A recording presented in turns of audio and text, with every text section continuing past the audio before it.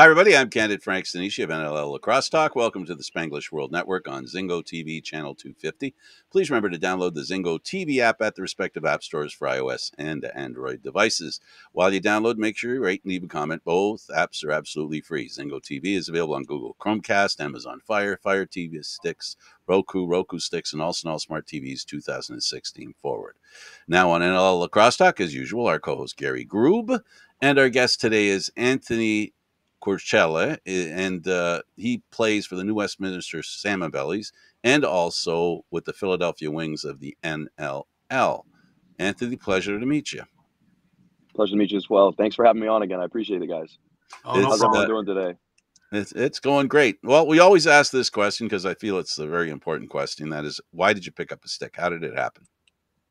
Oh, that's a good one. So for growing up in South Florida, I really truly didn't really know what lacrosse was until about going into 8th grade. A buddy of mine was like, "Hey, what are you doing in the summer? You want to come play lacrosse?" I didn't really know what it was, and thought like, "All right, I'll give it a try." Ended up going out, and he decided he wasn't going to play that year, so he kind of ditched me. But yeah, I mean, it was just kind of history from there. I fell in love truly, and one of my first practices, Rich Barber was like, "Hey, you're a football guy, right?" I was like, "Yeah." What definitely wasn't getting the hang of it at all. He was probably like, "What is this football kid doing? Definitely doesn't know what's going on." He's like, "I'm gonna put one of these big ones in your hands." He gives me a deep hole. He's like, "You're gonna live on the defensive side of the ball." He's like, "You like to hit people?" I was like, "Yes, I do." He goes, "You're gonna stay over there." Sounds good. And yeah, the rest is history. That I kind of fell in love. Tell me what keeps you in it. I think the game's ever changing. I think because we have such great minds in the sport, and number one, I think for me is growing up. Number one, playing in South Florida, I thought were again great athletes and some great coaches. But I felt when I got to college, it was definitely a step up for me as far as like the speed of the game. Not being from a traditional hotbed area, it was definitely difficult for me my first few years to pick up kind of the nuances of the game. And again, it was still a newer sport for me, so I was still trying to learn. But then as well was like going into now box lacrosse. Again, it's kind of a new challenge for me, and I think many athletes like that feeling of like, hey, there's like a new kind of piece to our sport, and like for me, this is still like new territory and new waters. So it I don't know, it's still fresh and exciting for me to get to continue to learn and develop as a lacrosse player, and for me as a coach as well. It's kind of anything I do for the game. Um, I get to learn along the way in how other people like to play and like to coach and like to go about it. And yeah, I guess that's what keeps me continuing to pick up the stick and continuing to have such like a thirst for the game. But yeah, I assume you played field lacrosse. So if you would, yeah. for us here, give us your insights into the difference between box and field and what's great about each. Yeah. So field lacrosse, I would say, is very similar to like soccer. It's very like wide in spaces, I guess is what I mean to say. It's it's not as quick, like whereas box lacrosse is a little bit more like hockey. And again, very similar to basketball. It's very quick, it's very fast paced, not a whole lot of position specific guys. It's like, hey, you kind of have to be able to do more than one thing because the game is so fast. Like if you want to capitalize in transition, similar to hockey, like these guys aren't just like D guys or O guys, like they're kind of a little bit in between. And I think that's where like box lacrosse or like great players in box lacrosse, that's where they kind of thrive.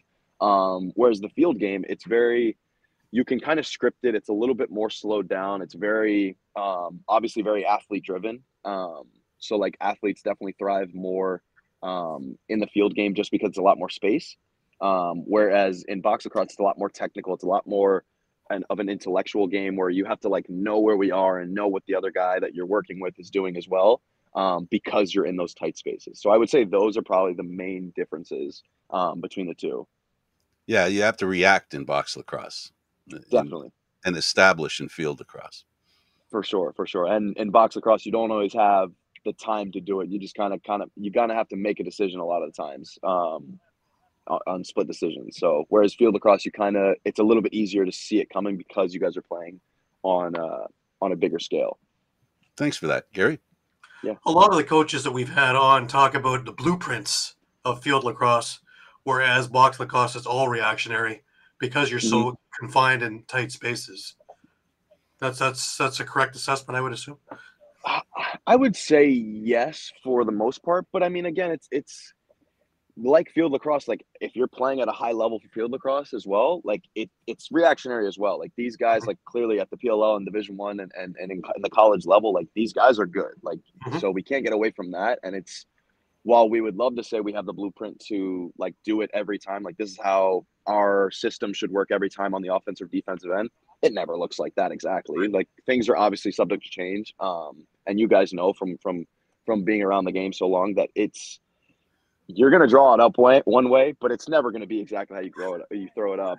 And that's where I think those instincts that you're talking about kick in. Because like, again, it's, hey, I've drilled this 100 times and I know like, hey, this guy's supposed to cut through here, but he's covered. What do I do now?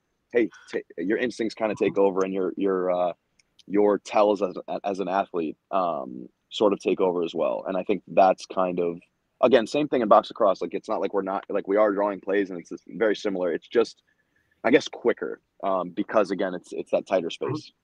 Yeah. Well, it used to be Canadians were the box guys and Americans were the field guys, but that's changed because a lot of Canadians are going over with scholarships. Yeah. And playing field, and a lot of Americans, thanks to U.S. Box Law and a number of other programs, it's coming to an even steady thing. So when you're saying that Division One, and of course they're great, they grew up with box, a lot of them. Mm-hmm. So yeah, in tight now it also becomes part of the field game as well. Yeah. Yeah, I mean, some of the best players in the field game are guys who grew up playing box and are now transitioning into the field game. And I think just because their skills are so technical, definitely, of course, on the inside, playing that crease or like that two-man game for sure, because they're like Canadians just do it so well because they've been doing it so long in the box setting that when they get out to field, it's so much easier and so much like slowed down in a way. But yeah, I mean, more and more Americans, I think, with UX Box Lacrosse, are going to transition into this game because they realize like if we can continue to learn and develop our skills intellectually with this game, clearly there's athletes that can get it done in the box lacrosse game as well. And I think that's where traditionally like those guys thrive as well. Then you have the hybrid of the sixes.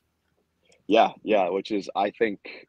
It's going to be interesting to continue to watch that game grow and hopefully into the Olympics would be really cool because it's kind of, right. Like it's that like mix of in between of the field and box. It's going to be really cool. And again, I think that's where the trajectory of lacrosse is going. It's like that fluid of like, we're all playing one position. Like it's just whoever's there, we're going to play.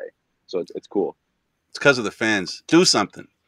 Do something. Yeah. Right? That's a good point. Like, poking it with a stick. Like, come on, do something. Well, even when we had the CEO of U.S.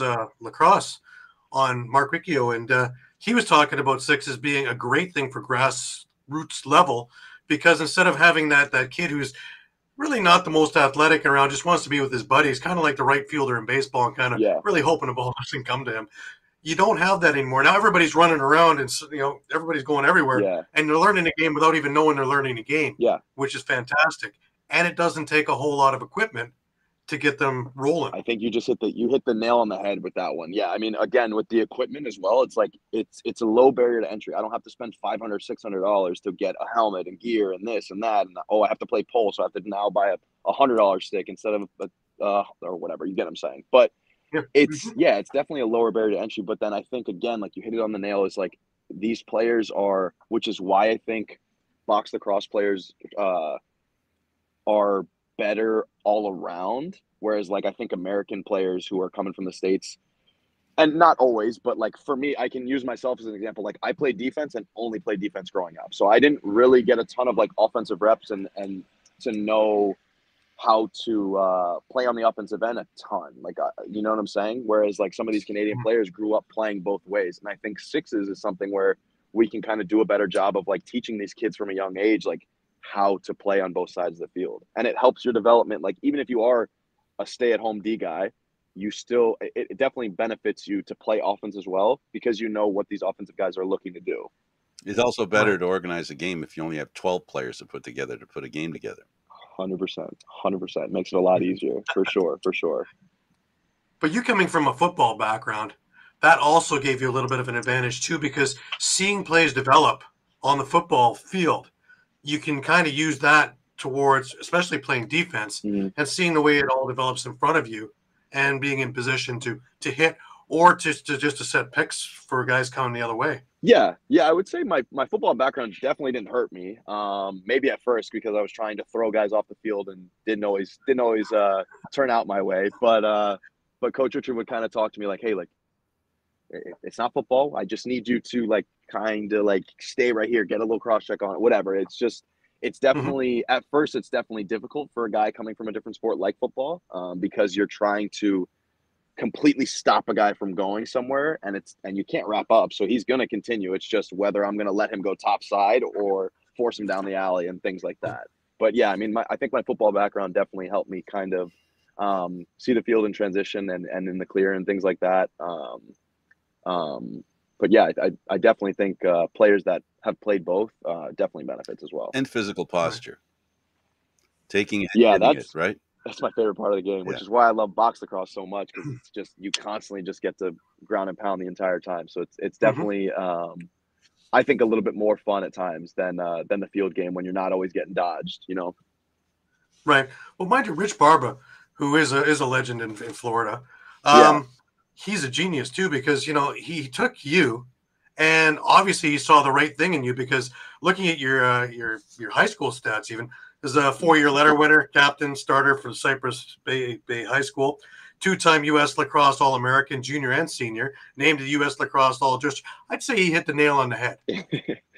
Yeah, I would say that too. But again, it's all to the great coaches that I've had, and of course my teammates as well. That it made it easy to thrive in a setting like that, where I have guys consistently in my corner.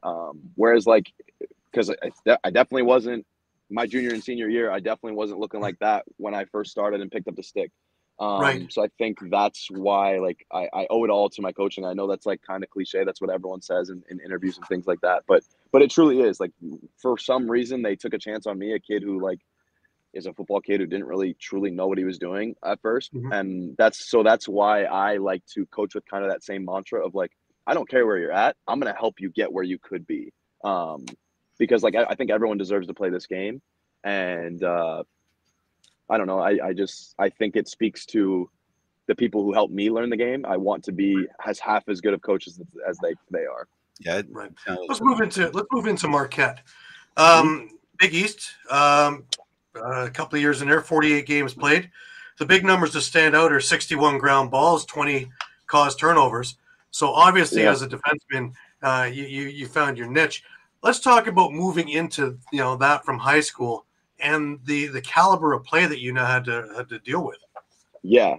I mean, I think like athletic ability, I don't think was ever an issue for me. But again, it was the speed of the game. It was like these guys whipped the ball around. I was like, holy crap! I was not ready for that.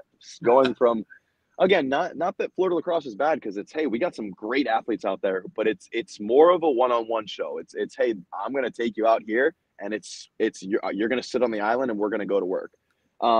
Whereas some of these kids from other hotbed areas like just know a little bit better in how to play the games, and as these athletes kind of like I was no longer the man. Like, all these guys are just as good as I am.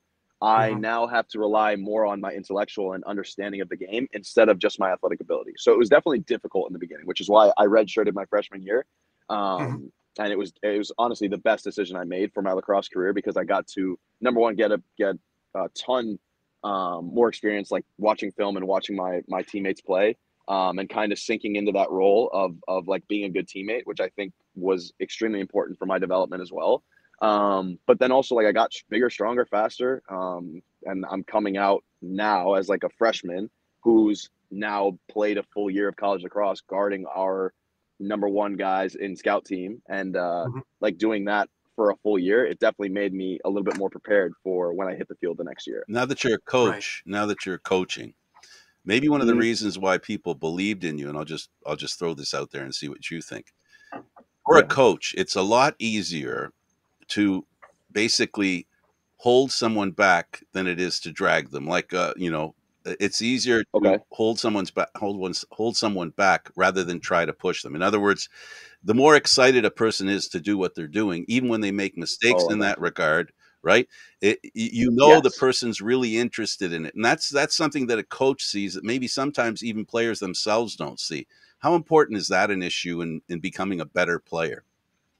Oh my God, it's probably the one thing you can't coach. It's, hey, I can give you all the answers. Here's all the answers. And sometimes I will literally say to my players, like, hey, I'll keep it PC. But hey, buddy, here's all the answers. Why aren't you looking at? I'm giving you the cheat sheet and you're not using it. What? Why? And it's again, it's you. Same thing like the old analogy, like you can bring a horse to water, but you can't make him drink. But yeah, I mean, to back to your point is like, I would so much rather have a kid who is going and playing 100% and just is not there yet, just is getting blown out and like shaken up every time, than a kid who, like, for defense, for example, than a kid who's like sitting all the way back, who's like who doesn't want to go and get beat because he's afraid of making a mistake. Like, go make a mistake. I'll teach you along the way, but I can't teach effort.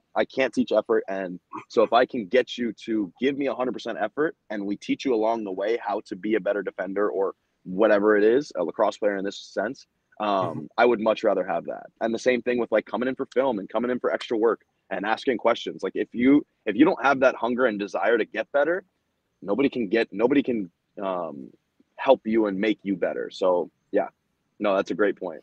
Yeah, I guess, and I guess the last thing I'll say about coaching, I'm not a coach, won't pretend to be, but then I guess the coach's job is to ignite that kind of passion, right? To look for a trigger for that passion.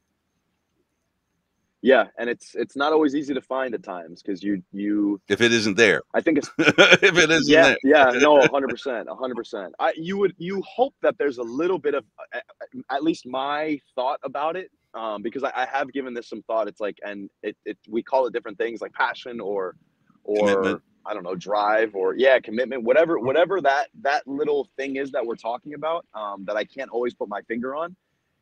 You, as a coach, like you have to wonder and say, like, how do I get it out of this guy? Like, I know he's got the talent, I know he has this, and he has all the skills. The kid's 6'8". Like, if all I have to do is teach him how to hold the stick right, and he'll be all right.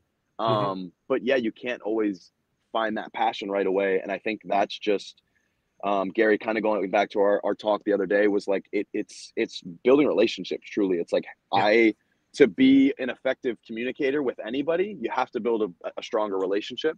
And the same goes with these kids that I'm coaching. Like, if I truly want to help these kids get to the next level of their playing ability, I have to better understand them and better know what helps them and what triggers them and their home life. Like, if I don't know what they wear on their sleeves, how could I possibly just show up and be like, yo, do this, do this, do this? It's like, yeah, I might get through to half of them, but the other half, I'm not doing my due diligence because I don't even know these kids, So, but yeah. That's the diagnosis part, where sometimes the only issue in between them being good or great is confidence. Yeah, no, 100%. I think that's also a big piece of it as well, is like finding that confidence in yourself, even when you're having a bad day. I think for me specifically at the short stick position, like, you're getting dodged 14, 15, 16 times a game.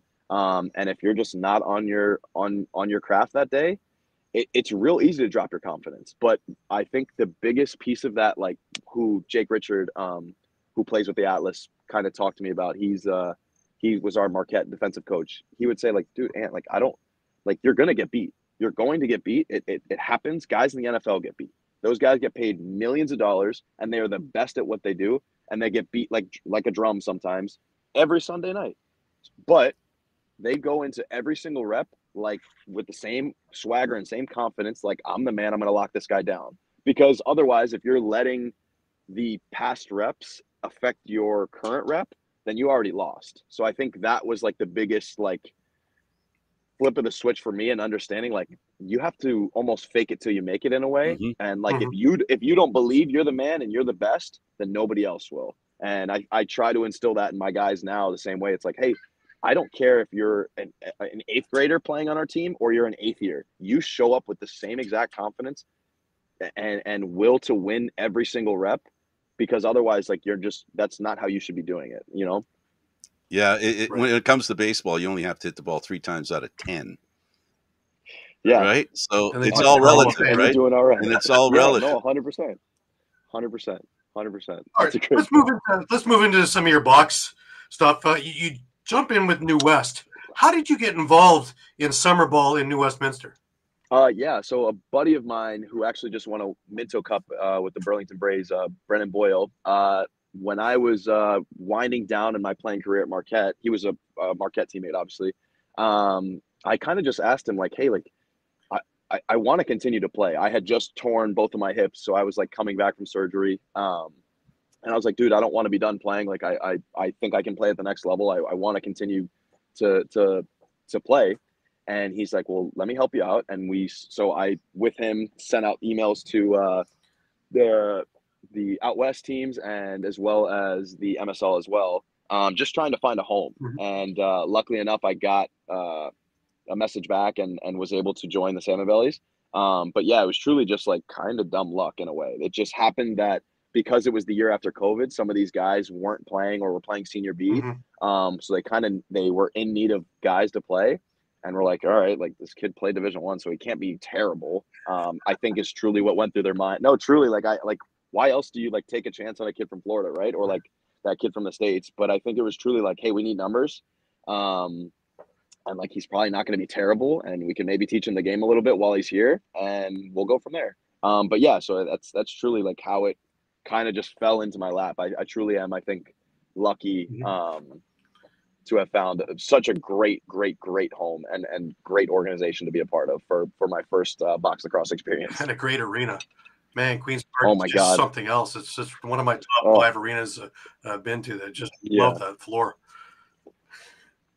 And during the Man Cup, that place was shaking. Oh, yeah. It was just, oh my God, it was awesome. It was such an electric atmosphere to be a part of. Yeah, and just yeah. the lineage of that team and having some of those legends around, you know, it's amazing. And we've had a number of them on the show, and you know, they're just fantastic guys. And just the ambiance of a team. So for your first experience to have that around you and those guys around you must just be an uplifting thing to you. Oh, 100%. Like they're sitting there, like, while again, it's easy to feel down about yourself because like you're not playing well or you don't fully understand the game and things like that. Like obviously, like guys are learning. It's just constant support, I guess. Is like, hey, I'm okay to get ripped. I'm okay to like be coached, scream at me, yell at me, curse at me, whatever. But as long as you're helping me along the way, I'm cool with it. Let's ride, brother. Like, and I think that's kind of the atmosphere we like to have at New West. So I think it was a really easy environment for me to thrive in because I'm sure at times I was probably like I would sit with Mitch and some of these guys. I'd be like, hey, like how do I score? He's like, why don't you like let's help you with defense first? And he like didn't say this, but I had asked him one day, and we talked about it at practice one day, and he's like you asked me to shoot one time, and I wanted to say like you don't need to learn how to shoot. Like let's go like work on some defense first, but I was getting 6 breakaways a game, and he's like, all right, well, maybe I'll show this kid how to shoot a little bit. I didn't. It didn't help that season. I had zero goals that season. I had 6 games in the first season, and I had 0 goals. But like a guy like that, it's same thing. Like in his mind, he's thinking like, dude, this kid needs to learn how to play defense. But he still sat there and took the time out of his day to like sit there and teach me how to like score on a goalie in such a small net in the summer game. So I think that just goes to show is like these guys are willing to kind of dive into you and pour into you, and that's really cool. But in those first 6 games, you also reignited that thing of taking faceoffs, which is something you haven't done in a long time, and you became quite good at it. I wouldn't go that far. I would say I'm doing all right, Adam. But yeah, no, I mean, it's something that it was a role that I sort of stepped into where they were like, hey, like, can you face off? I was like, whatever you need me to do, coach. I'm not, you need me to step in goal. Like, I don't want to, but I will. And yeah, no, I kind of found that role with Hammer Jackson being hurt and my buddy. And he kind of, again, like headwayed that with me, and I was able to do some trainings and continue to learn the face-offs with him. And then truly, yeah, like it kind of found me a little bit more of a home and allowed me to continue like in my growth of the game. Like, again, that's another new piece that I've added that I have to now continue to develop as my game. But it's really cool. It's funny because, New West was like a night and day thing because your first year there, on New West, they really didn't do that great in the league.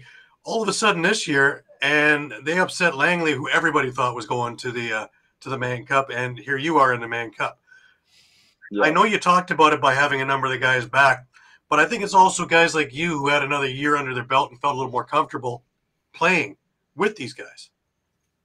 Yeah, I mean, that definitely helps for sure. But I mean, guys like me, guys like a few other guys that, again, were in my same position that are young guys that got another year under our belts, but I think for us, it was like, I don't want to let my teammates down. And we all came into the season seeing all these new guys in our Bellies jersey that it's like, hey, these guys are here to accomplish a job, and it's about business. So unfortunately, if you're not here to do the one thing we're set out to do, then you're not going to be playing a lot. So it was kind of either learn how to do it and find a way to win, or get the hell out of the way because we're going. Right. And I think a lot of us stepped up to that role, and I think it made it real easy to understand and compete at a high level.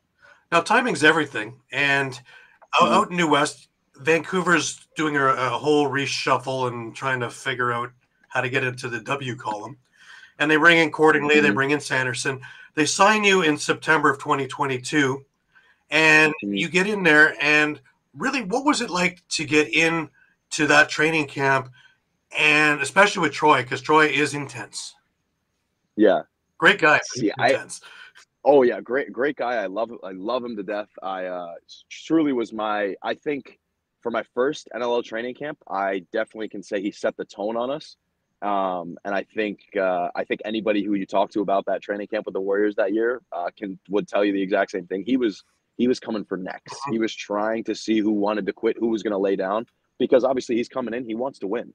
And I think all those guys in that locker room as well want to win. And I think the city of Vancouver was hungry for a championship or even still a winning, more of a winning season. And because of that, yeah, Troy made it apparent that hey, we're going to go at each other. So I think going into that training camp, I think guys were ready, but for that one, I don't know if there is a ready in a way. It was, we were battling the entire time. So it was a really cool training camp. So I think it would be hard to top that one going forward. I think I'll be all right, hopefully. Right.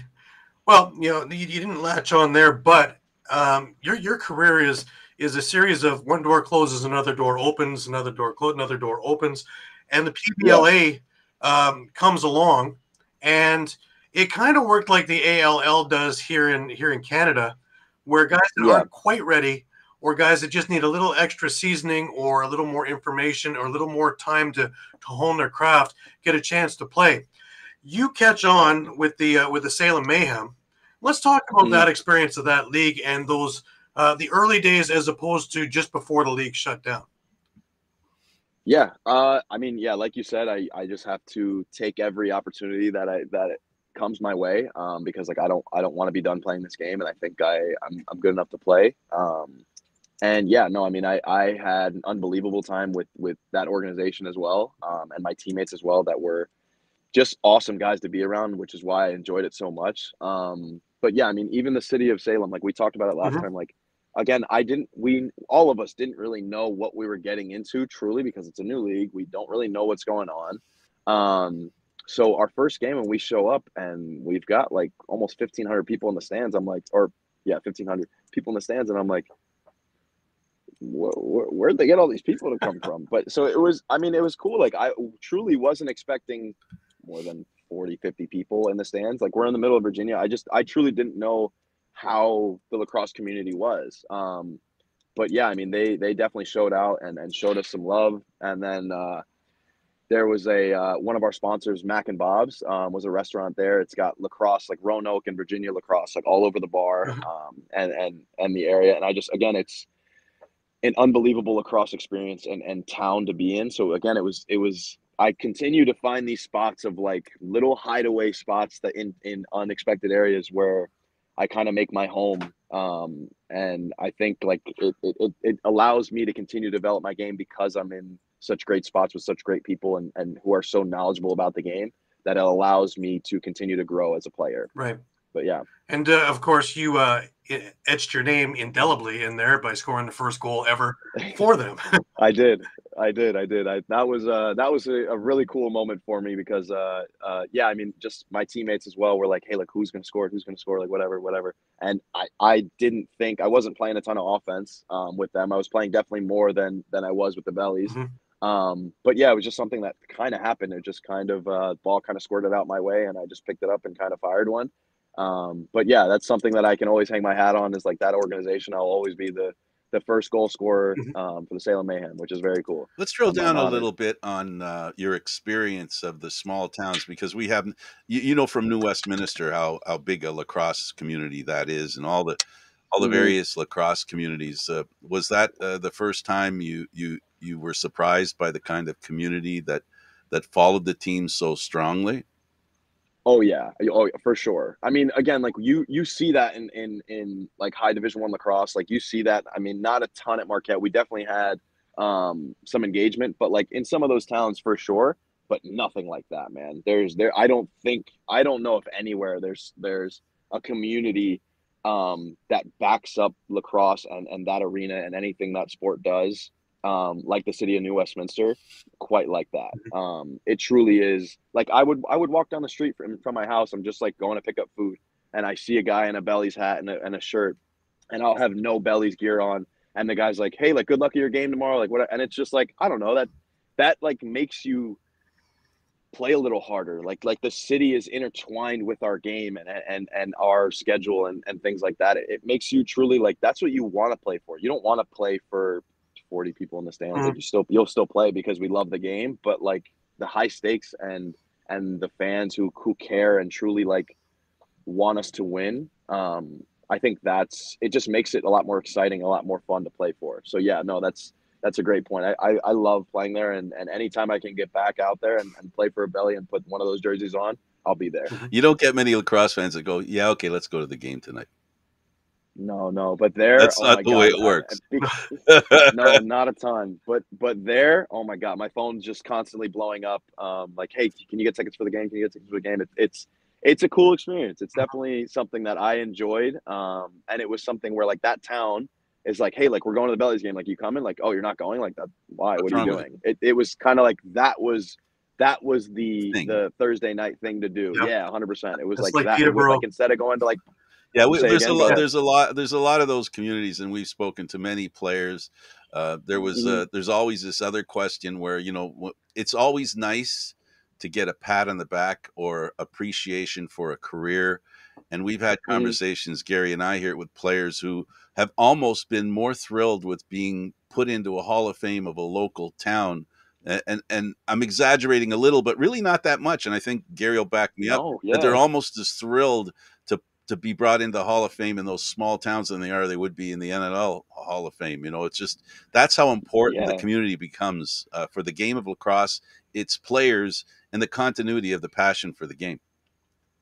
100%. I mean, listen, we play to play at the highest level in the NLL and to play in the summer league as well. But when you strip all that down, all the extras down of the game, it's like, what do we play for? We play for like the fun of it. And when you think about it like that, it's because we all started playing so young as little kids. And like, that's where I think, especially in the summer game, you get to see a lot more of those kids that are like, I don't know, just in those organizations, you get to like be a part and coach with those kids and watch them develop as the summer goes on. It's like that's what we do it for. It's like, and if I can give one of these kids that spark, that like, oh my God, like I saw Anthony Courcelle do this in this game against Langley or whatever it is. Like if I can give like one kid that like passion moment of like, I love lacrosse, like that's what I want to do, mom and dad. I don't know, like that, like it gives me chills right now. Like that's what we want to do. That's what we are aspiring to do for these kids, is like continue to grow the game for the next generation and leave it in a better spot than we found it. And that's how you do it, is like continuing to go, like you're saying, into these like smaller town areas where these kids are like like ingrained with like watching this sport so much, and I think that's like the cool part about it. I hate to tell you, you're not unique. I know. I'm not. There's a million of them just like me. Well, that's what the lacrosse community is all about. That's the beauty of it. It's such a tight knit thing that this is something we can talk about. Whereas in football or hockey, it's so widespread that you don't have that. Where this, you really do have that kind of camaraderie. So again, with the door closing and door opening, the PBLA closes down. Even though it built up throughout the months that it was there, from just Americans and eventually everybody coming in, and really the level of play really started moving upward to help build you. The Philadelphia Wings come calling. Paul Day gives you a call in March, and you get signed in to be on the practice roster. But now you get a chance to see shall we say, a real fan base that's really upside down, inside out, nutty cuckoo, all the way from the Spectrum days all the way up to this, and people who have been there from day one of Team One all the way up till now. Let's talk about how you get thrown into there, and what was your impression when you first walk into this? I mean, again, like that's what you play for. You play for, like, even if they're gonna chirp you and say maybe something they shouldn't, like that's what you want. You want these guys to be intertwined with the team and truly caring about the outcome of our games, not just like kind of going for the game and kind of watching like whatever. Like, no, these fans are like maybe dropping a few F-bombs and maybe a few words they shouldn't as well. But again, it's like I would take that 10 out of 10 times than for an organization that doesn't have like quite the fan base. And again, that speaks to, number one, the organization, the coaches and the players for the Wings, but also like the city of Philadelphia. Like that's just like, it's a sport heavy spot. So I think it's really cool to be here and to land here with such an awesome organization. I'm truly honored. Right. Now, of course, this is kind of like the New West fan base on steroids, right? Did it amaze you just how loud that place was? New West, or you're saying? Oh, I'm talking Philadelphia. When you're oh my God, yes.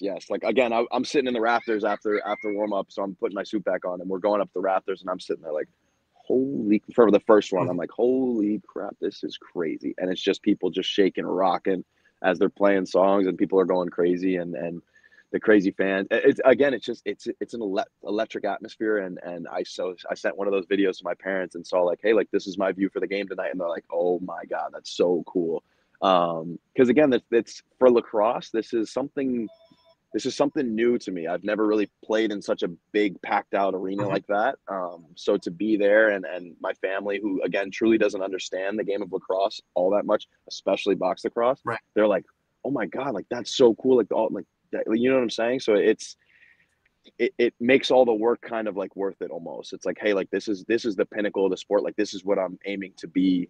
Like I'm aiming to be like one of those guys out there who thrives and dominates out there in front of all these fans. Like it's cool, you know? Right. So yeah, it definitely is loud and electric in that spot. When Paul Day called, what did he talk to you about? What was his plan for you? Yeah, so he was kind of, when we talked on the phone, I was at practice at Davis and Elkins at the time, and I was like, hey guys, like I'm sorry, like I might have to cut out for a call. They're like, hey, go coach, go. But yeah, no, so he's like listen, we're looking to push have a little bit of athletic guys coming in, and again, we know you're newer to the sport, but we think with the kind of guys and caliber of players that we have, I think you can definitely grow under them, and hopefully see you in a playing role here in the next coming like little while.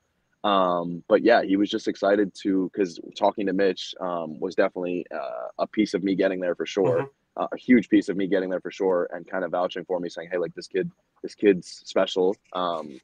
And I think Paul Day was like, hey, like that's what we're looking for. I think saw some of my tape and was like, definitely interested. But yeah, I mean, that was kind of the way it went. It was like, hey, like we're ready to have you, and we like what we see out of you athletically, and now we can continue to develop you on the intellectual side of the game.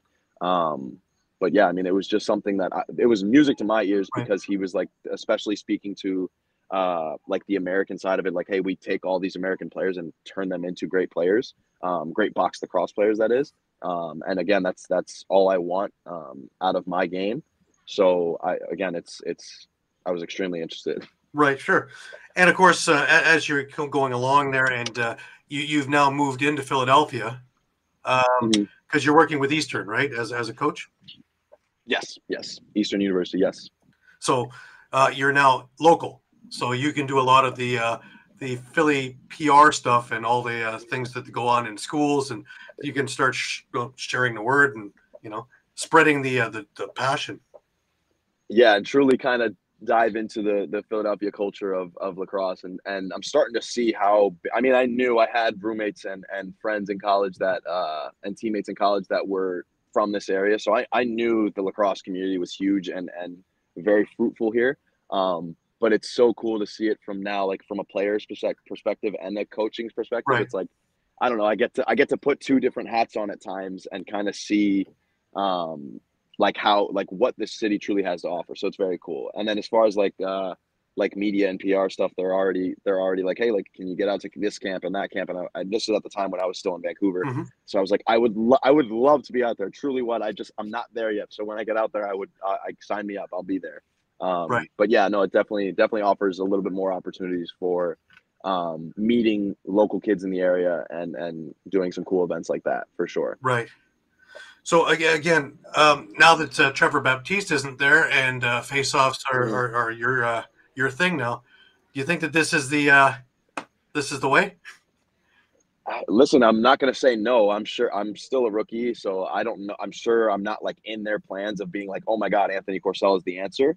But I hope I'm in the conversation at least. And again, I'm going to give it up everything I have to be that guy in that role.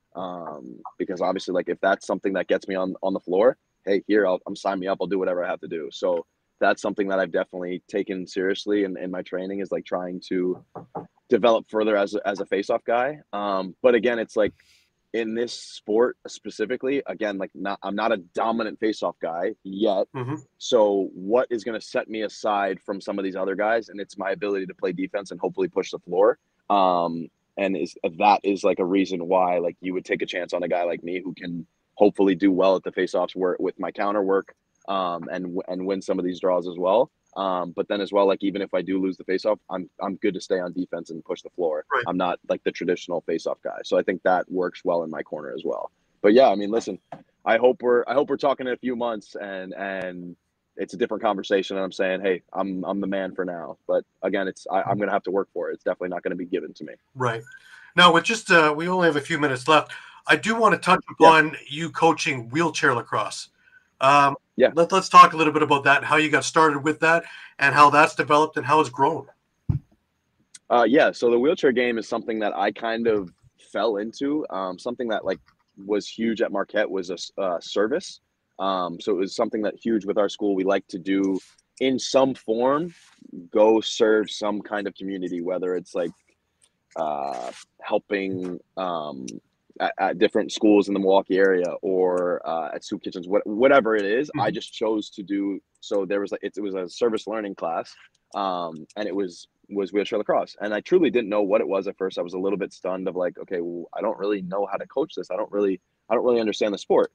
And so going out there, it was something at first that I had to do, and then very quickly turned into something I needed to do and really wanted to do, and would maybe miss some study sessions that I probably shouldn't have to go to these sessions as well, because I truly just loved it so much. And again, it goes back to that talking about relationships aspect of coaching. It was like again, these are new lacrosse players who, at the time, this was 7 years ago, my freshman or sophomore year of college, that some of these players, again, were brand new to the sport, so weren't quite there, like stick skill wise, but a lot of them playing other wheelchair adaptive sports, they knew like basketball, so it was very easy for them to kind of transition over.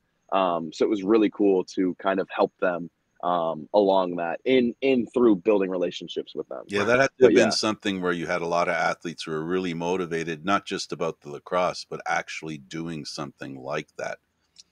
Yeah, for sure. They just truly were just hungry for something. It truly, and the way I looked at it was like lacrosse and the stick is like my vessel of helping them kind of like deal with anything that they're going through in life. But also like I just gave them an outlet for like, hey, like come talk, come hang out with me. Like, I don't know. It was just kind of a cool way to just meet and talk with people of different walks of life from all different communities. But also like some of these guys are veterans who truly like this was their therapy in a way. And a lot of them were athletes as well. Like, so whether they were athletes before their injuries or went to war and unfortunately had something happen to them and are in a wheelchair now. But again, we don't look at it as like a bad thing. We look at it as like, here's your new opportunity and here's the lacrosse stick. Let's go like play together. So I thought that was something that was a cool perspective on life that I get to like teach the game to, at the time, something to a sport that I didn't really understand and fully understand, but it was something that I got to, through lacrosse, become a part of. I can't imagine how big an eye-opening experience it was. Oh, it was. It truly was. Yeah. I mean, some of my best friends now to this day, like I text them almost every day. And then when they won, it sucks. I couldn't be there. We were in the Man Cup, but when they actually just won their first national championship. So going from like 6 years ago, where it was like a newer program, they didn't really know a lot, weren't really exposed a lot to the lacrosse world. To then now having a national championship under their belt, and they think they're going to hopefully repeat. But if not, if my Florida team has anything to do with it. But yeah, no, it's truly a humbling and extremely cool experience. Kind of tight niche, like the lacrosse community is like when we go to these tournaments, that's like my favorite part of it, is because I get to talk and rub elbows with like a lot of these other guys who are like in similar spots to me, as far as like coaching or playing, but and I just kind of get to like pick their brains a little bit about like how they've gotten involved and what they like to do with their teams and things like that. But again, it's just super cool and a super awesome and positive community to be a part of. Yeah, we sometimes need to forget and ignore some of the bad reputation that sports gets and remind ourselves about things like this, which is really at the heart of why sports is so important in every community. Yeah, 100%. 100%. Well, I want to thank you again for taking your time and talking with us. It's always a pleasure talking with you. It's so interesting and all the different things that you do and all the little nuances that you have. And we wish you the best of luck with the upcoming training camps and then catching a roll with the Wings. And I look forward to keep going and keep, putting your journey out there for other people. I appreciate that. So thank you again. Thank you guys so much. Again, thank you so much for having me. I have a pleasure and a blast talking with you guys about lacrosse. I could do it all day long. I appreciate you guys so much. Thank you guys so much. Well, you're welcome, and thank you for taking the time here. I'll add my thank you. Thanks, Gary, and of course, Anthony, for doing this. I really appreciate it. Yeah, absolutely. Thanks again, guys. For Gary Groob and have Anthony, a good one. Enjoy the rest of the show. Yep, thank you. For Gary Groob and Anthony Courcelle, I'm Candid Frank Stanisci. Thank you for watching NLL Lacrosse. Seen live Thursdays at 4 p.m. This show can also be heard on the Spanglish World Radio Network. For lacrosse talk, news, entertainment, and other sports programming we offer, please check out SpanglishWorld.ca. Spanglish World. Watch it, hear it, read it, download it, and live it. Thanks for watching, and don't forget Candid Frank Stanisci on YouTube. See you next Thursday.